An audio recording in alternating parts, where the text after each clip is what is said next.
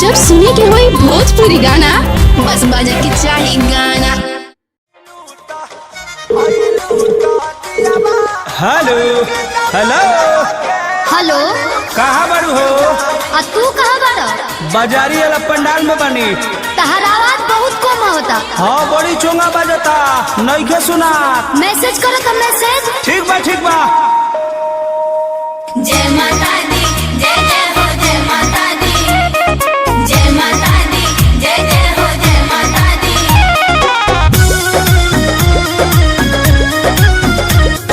शेरा वाली जोता वाली लाटा वाली माँ।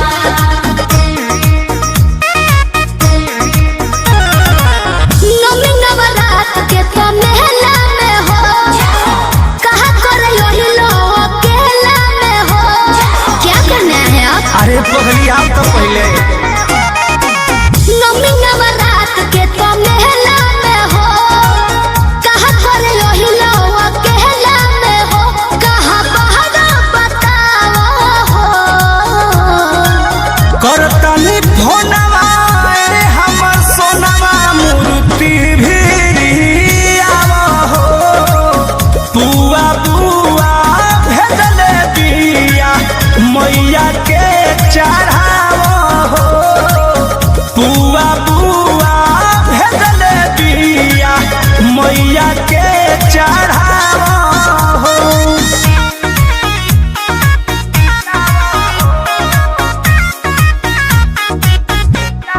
जय माँ जय माँ जय माँ जय माँ जय माँ जय माँ।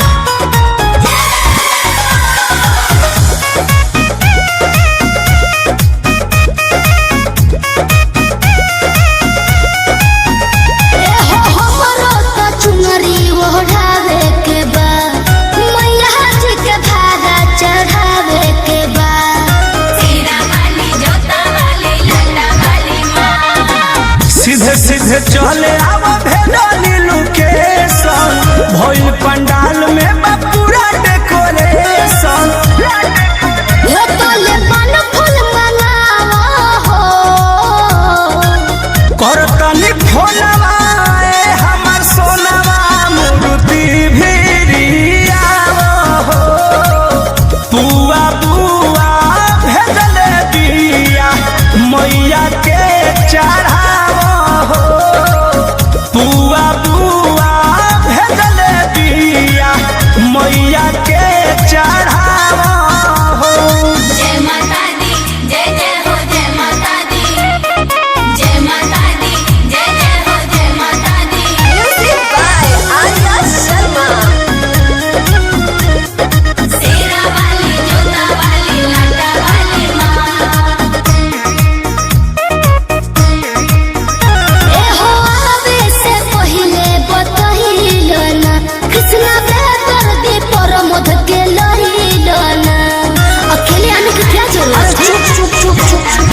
सुनो बाबू ई बात धनी सिगरेट रखी हा।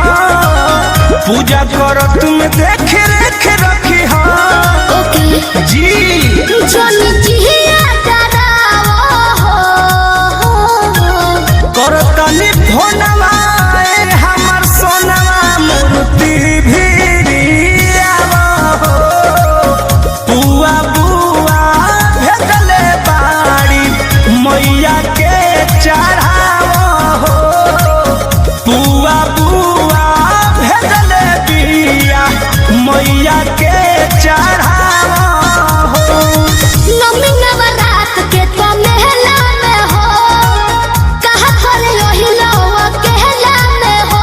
कहाँ बहरा बताओ हो। करतनी फोनवा ए हमर सोनवा मूर्ति भी आवा हो। बुआ बुआ भेजले बाड़ी मैया के चढ़ावा हो। बुआ बुआ भेजले बिया मैया के चढ़ावा हो। आके चढ़ावा।